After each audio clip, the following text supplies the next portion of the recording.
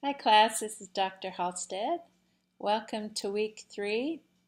We're almost to the middle of the term. It's hard to believe already, but want to say a couple things about what you've been turning in and what is coming up this week. I've been working through the informed consent and confidentiality forms. I know it is a lot to get into 2 pages, and it looked like most of you were seeing this as an actual form you'll use with your clients rather than just an assignment, and that's what the rubric says, and that's what I was wanting, so good for you.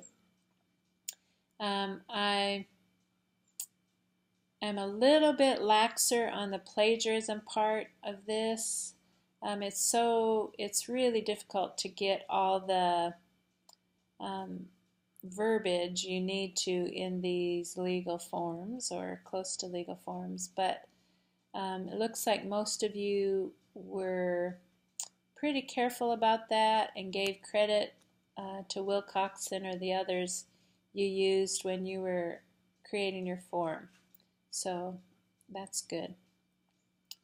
A couple things about posts.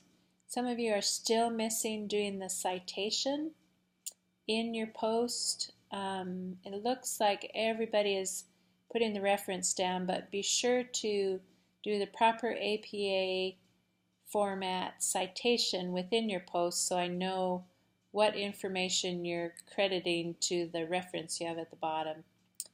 And also be sure to respond to at least one post of one of your classmates with each discussion post. That was a term that a requirement Dr. Salkill asked for, I believe it was last term, and so we're requiring that of every discussion post now. The coming up assignment, the family court summary. I hope you've been able to visit a family court in your area. This is something we all will be required and come in contact with sometime during our career. So my involvement has been, sorry about my cuckoo clock, it's obviously 11 o'clock if you're counting, but my involvement with the court system has been primarily in writing reports as I've been working with custody cases. It takes a lot of time and energy, but it's lucrative, pays well. As you looked at the different roles that MFTs can play, a resource or professional resource or expert witness, etc., I hope you'll consider those. You know, they seem a bit, the whole court seems a little frightening, but that's part of the reason for having you visit the family court, so it takes a little of the mystique away from it. But regardless, if you end up watching the video because you can't find time to get to an actual court in your area, be sure to watch 3 hours worth. I've had enough students have to use that I know how far the case goes within 3 hours, so you have to watch several segments. So just do your best on that, and I look forward to having you learn a little bit about that.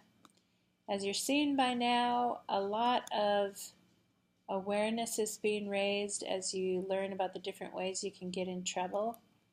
And that's, as I said at the beginning, that's really a part of what this course is about.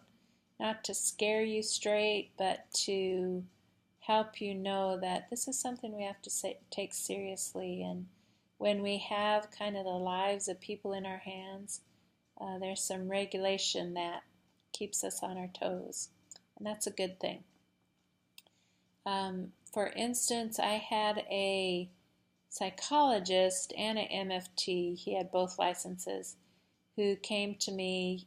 He was mandated by the licensing board for both professions, both psychology and MFT, that he had to do supervision with me for a year and come to my ethics class, and I had to write regular reports, so there were several stipulations. But what he had done was he and a probation officer were running a group for sex offenders. And during one of the groups, one of the participants shared that he was in the group because he had done sexual misconduct with his 14-year-old stepdaughter, but had also had some inappropriate interaction with his 4-year-old stepdaughter. And so my supervisee and the probation officer talked about it after, and the probation officer said, well, I'll call it in to, it's called CPS in Texas. So they went on with the group. 2 weeks later, all the participants were required to do a lie detector test, and this same person said that again. And the technician reported it to CPS, Child Protective Services, and there had not been a report made before. So then it came back to the psychologist, and by then the other person, the probation officer, had moved away. And the psychologist was asked, why didn't you report this? And he said, well, my partner was reporting it. And they said, that doesn't matter. You were responsible. You should have reported it. So his licenses, both licenses for both psychology and MFT, were suspended for a year. And he was required to come to me for supervision and go to my ethics class. And they were pretty tough with him. I had to charge him my full fee. They wouldn't even let me give him a discount. And I had to write quarterly reports about his whether he was engaged in the supervision. And so anyway, we just have to be careful. And so there was a situation where good intent, he was not being malicious or not wanting to turn that in, but just had thought someone else had taken care of it. So all these things you're learning in this class is to help you not make uninformed mistakes, because saying to them, if we get called up on an ethical charge, I didn't know, does not matter.